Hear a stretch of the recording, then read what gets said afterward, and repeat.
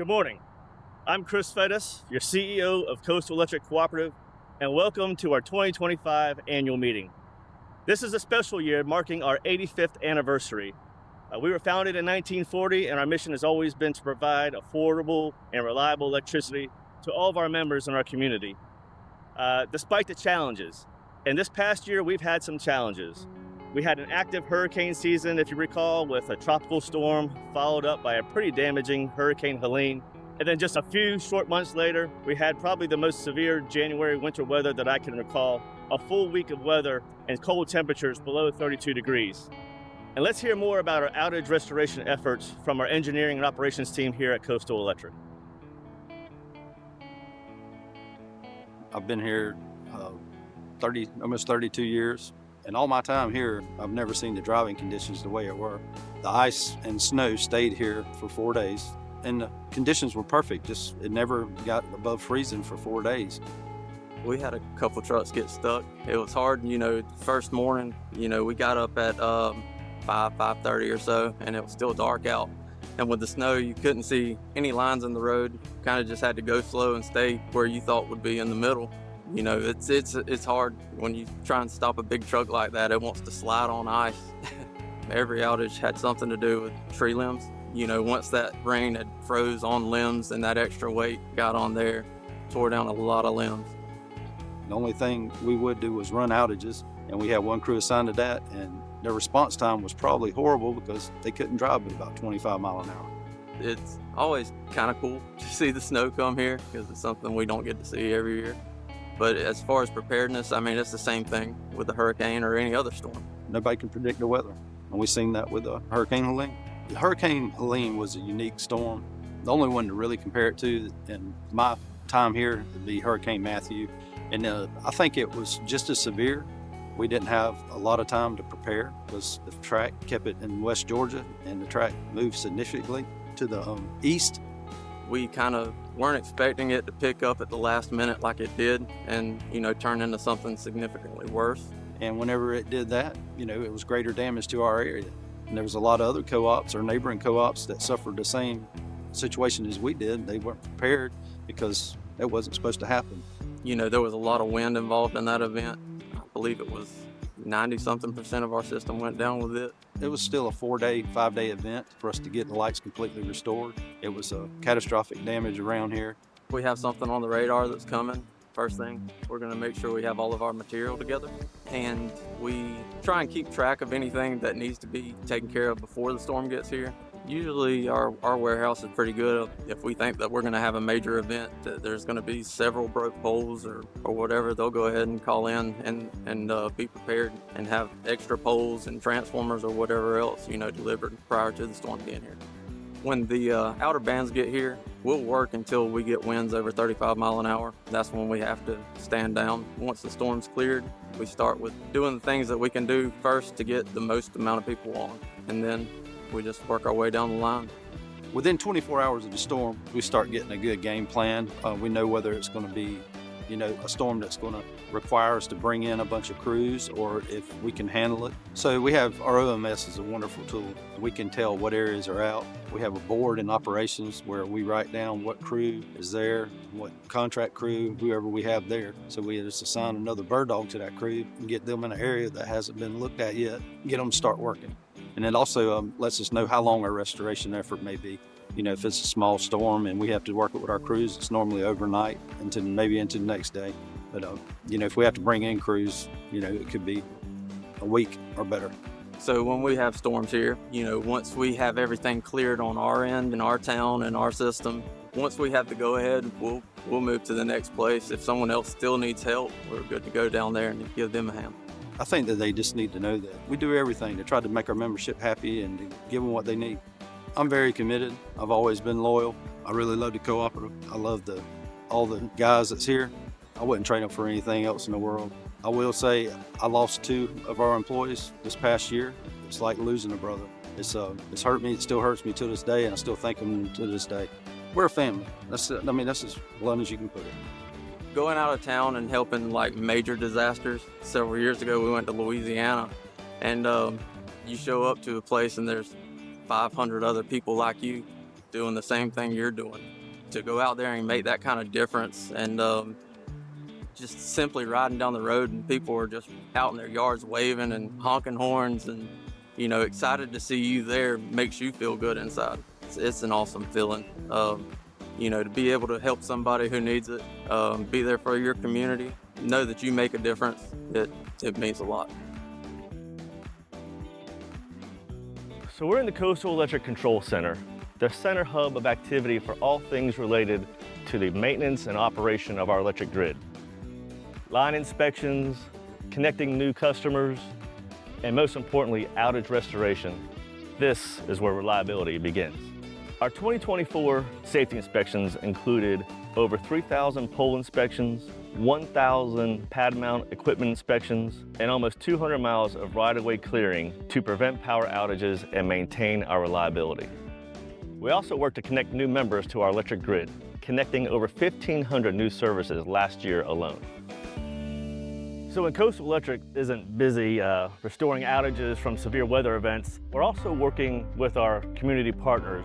Many times you'll hear us say that our business is electricity, but our mission is community development. And one of our significant partners here in Bryan County is the Development Authority of Bryan County. And I'm sitting here with the CEO, Ryan Purvis, and we've been working over the years on a variety of projects. Tell us what's going on with the Development Authority today. Well, thank you for having me, Chris. We cannot do what we do without great partners like Coastal Electric. You guys really step up to the plate and set yourself apart. So when we're trying to invite industry to this area, speed to market is crucial. So we often work hand in hand with you guys to make sure that the utility needs are met. You guys are on a lot of our site visits with us, with prospects. We view you guys as a crucial partner with us. And really, industry does not happen without you guys doing what you do. So we appreciate that. Our mission at the Development Authority of Bryan County is really very simple. We want to provide a diverse industry base where any child in high school has the opportunity to stay in Bryan County regardless of what their career path is.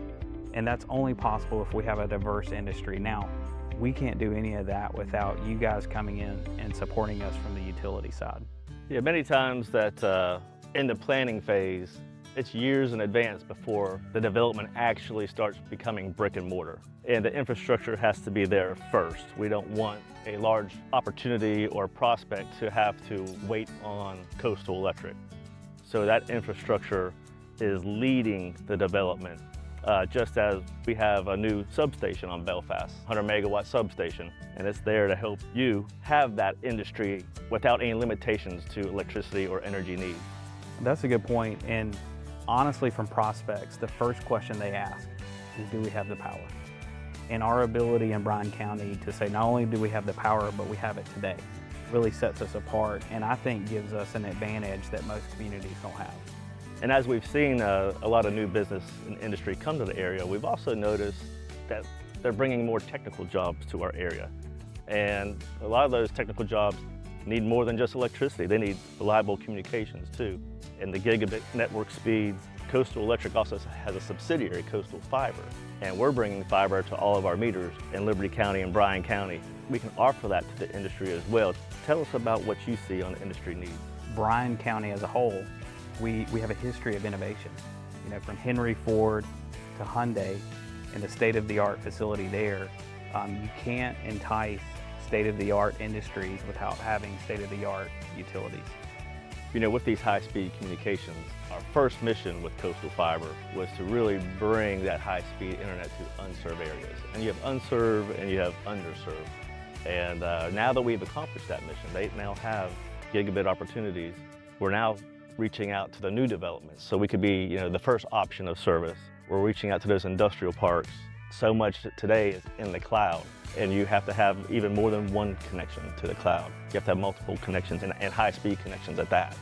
So Ron, you mentioned growth. You know, for the last 10, 20 years, Coastal Electric has been seeing residential growth upon residential growth, development upon development. But I would say in these last 5 to 10 years, we've been seeing something different. You know, we've been seeing some industrial growth, commercial growth, job opportunities. Tell us what you're seeing and what your outlook is for our area. What we are seeing is that 8 to 10 years ago. Most people came to Bryan County knowing that they would live here, probably educate their kids here, but then they were gonna have to travel outside the county for work. And thanks to you and your team, you guys have been a big part in providing opportunities locally for folks to stay here. We no longer have to travel outside of Bryan County. From the manufacturing sector to other industries, now we have opportunities to stay home.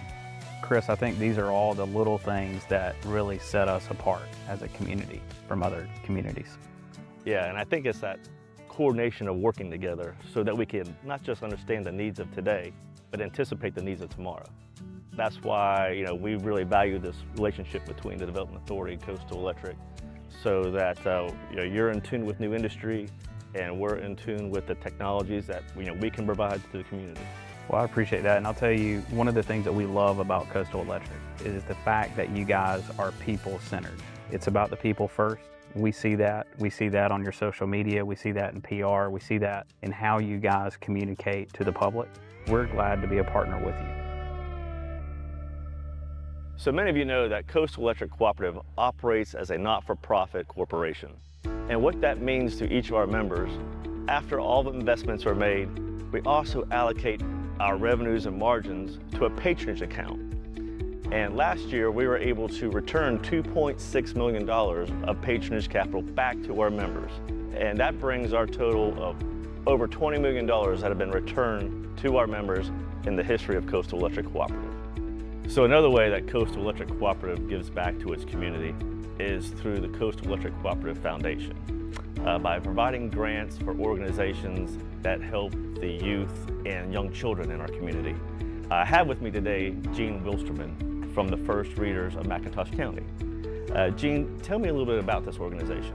We are a nonprofit that mails books to children from birth to age 5, and in this way they have books in their homes so that their parents can start reading to them. So we send the books along with a piece for the parents that helps them use these books with the children to read to them and help them learn their colors, their numbers, all those important things. And so this organization was put together in, 1999, I believe? Yes, in Madison, Georgia, because they didn't have the workforce readily available. It was causing problems with development in Madison, Georgia, and they realized it started back with the children not being prepared for school.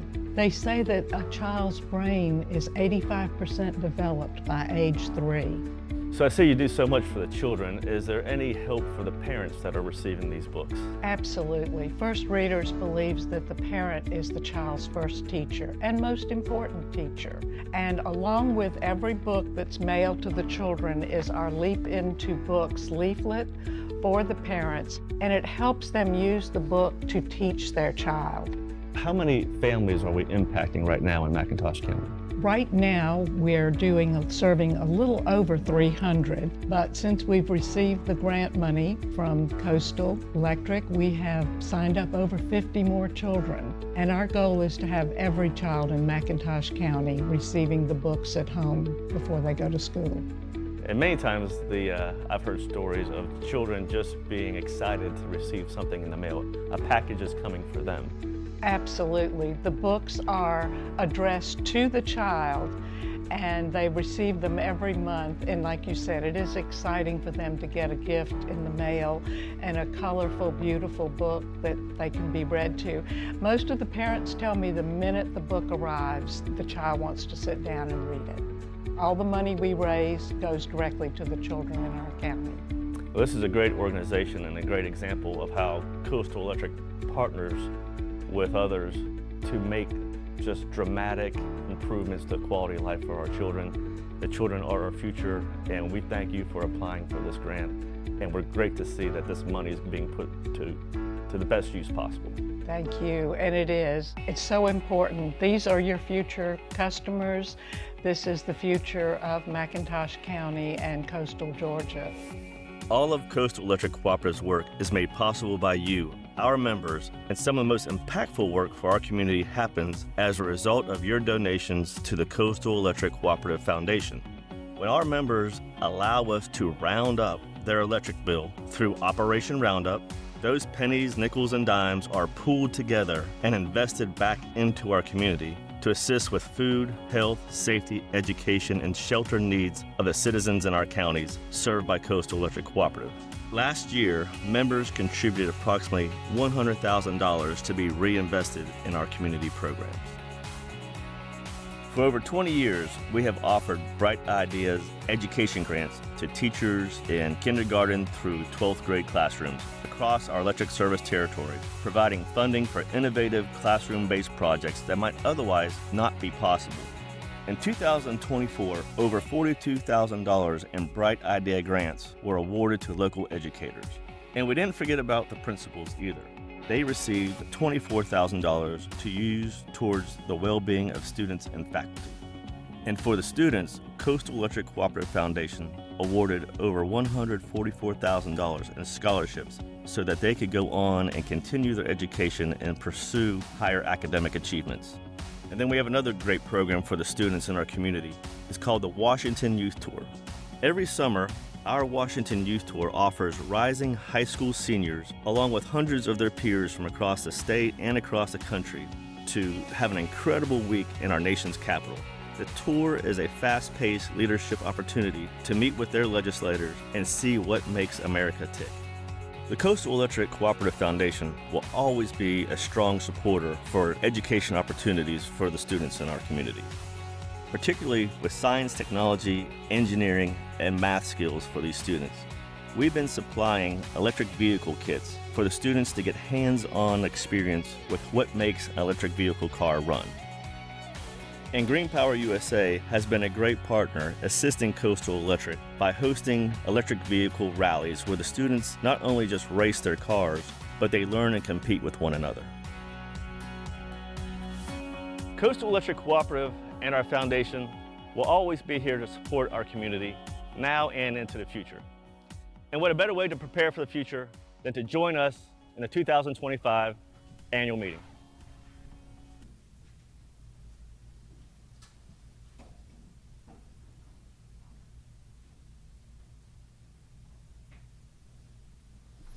Welcome back, everyone. We're just about to start the business portion of our annual meeting. But first, I'd like to thank everyone that came by our offices for the past 3 days to vote and register for the annual meeting. Hopefully you had a chance to speak with me or one of our directors or many of the staff that were there to greet you. It's a great opportunity to ask any questions or give us some feedback that you have for us. As you know, this meeting is for you, our members. And we had a great turnout. Over almost 2,200 members showed up during these past 3 days and registered for this event. And they all registered to participate in our grand prize drawing coming up here too. So next on our agenda is to give away $1,000 to one of those lucky members. Emily, would you please join me in picking out the winning ticket?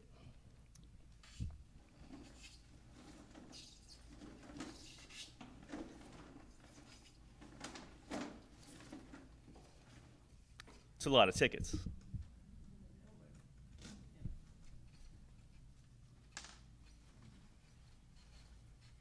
I don't know if we have a drum roll, but all right, the winning ticket. Okay, this is from Liberty County, this member, Riceboro, Georgia specifically, and it would be Yvonne Gordon. Yvonne Gordon, you have just won $1,000. Congratulations. In a few minutes, I'll be contacting you with the cell phone number that you left me, and we'll coordinate later today and get you $1,000. Congratulations. What a great start to a Memorial Day weekend. Now, we're about to start the business session, so I'm going to introduce our board president, Mr. John Woods, to come to the podium and take over the meeting. Thank you.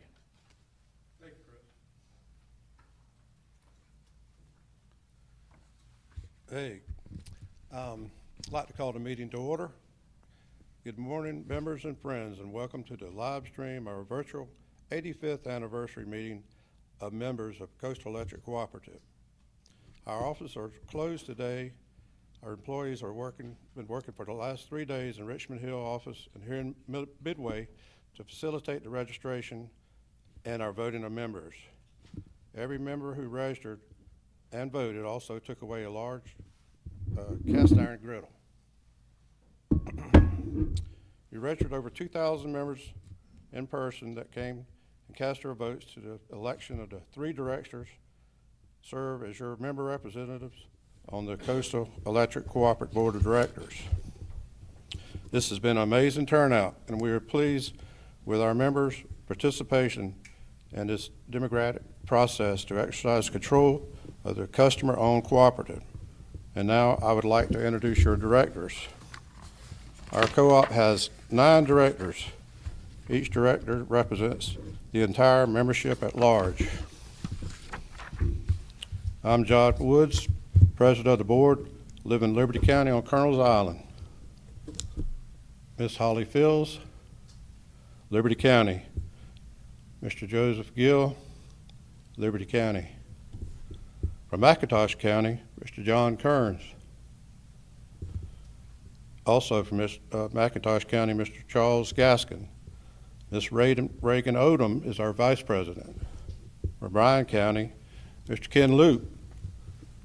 Miss Laura McGee, secretary treasurer, and Dr. Kyle Christensen. Again, I welcome each of you watching online this morning. This program will remain on our website and YouTube channel. I invite you to share it with your friends who may not have seen it live. And as always, we welcome your comments and suggestions.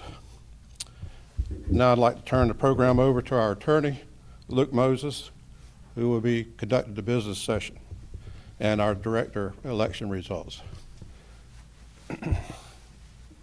Thank you, John. To the viewers of this live stream broadcast, good morning and welcome to the business session of the 85th annual meeting of the members of Coastal Electric Cooperative. I'm Luke Moses, and I'm a lawyer at Osteen Law Group in Hinesville and the attorney for the board of directors here at the co-op. There are a couple of brief formalities we must handle before confirming the results of the members' voting for the past 3 days. The first order of business is determining a quorum and the reading of the notice of this meeting. For that, I'm going to turn it over to Secretary Treasurer for the board, Ms. Laura McGee. Thank you, Mr. Moses. Good morning. As of May 22nd, 2025, there were 20,473 members of Coastal Electric Cooperative. Article 3, Section 4 of the bylaws of Coastal Electric Cooperative states, 2% of the members present in person or represented by proxy shall constitute a quorum.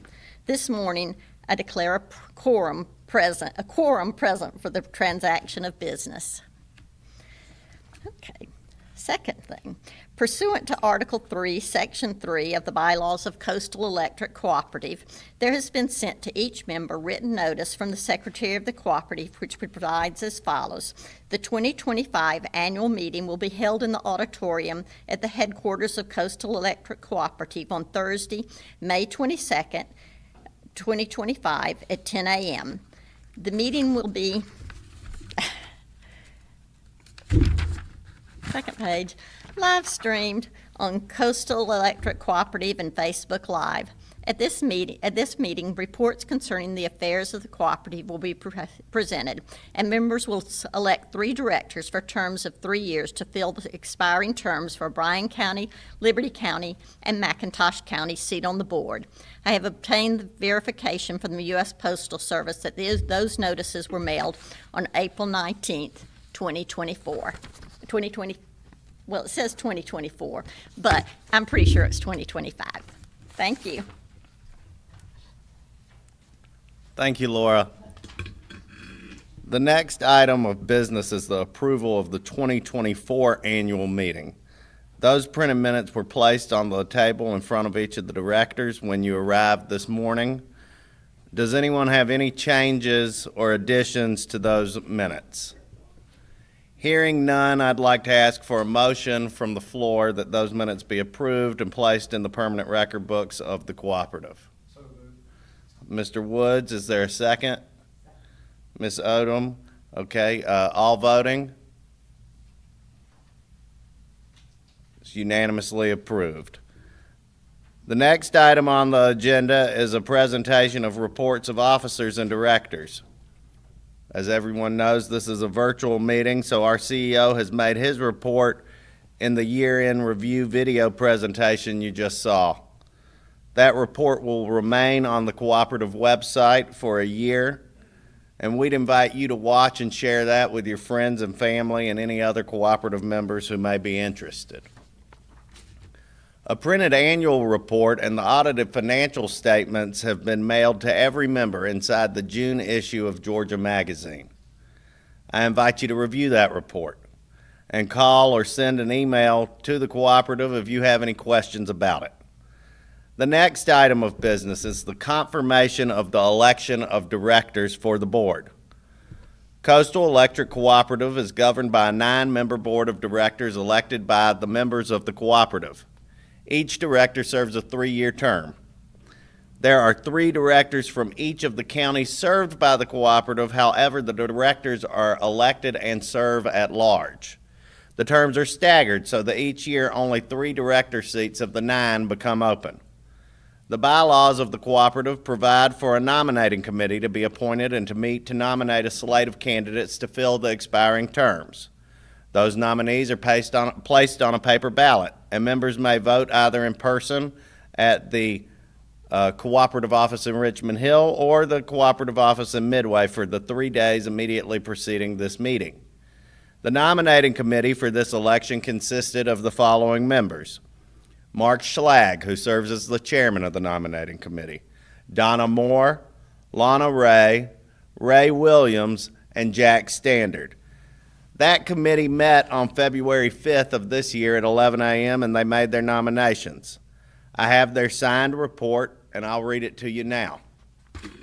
The director nominee from Bryan County is Kyle Christensen. From Liberty County is Holly Stevens, formerly Holly Fields. From McIntosh and Long counties, Charles Chuck Gaskin. There were no nominees received by petition.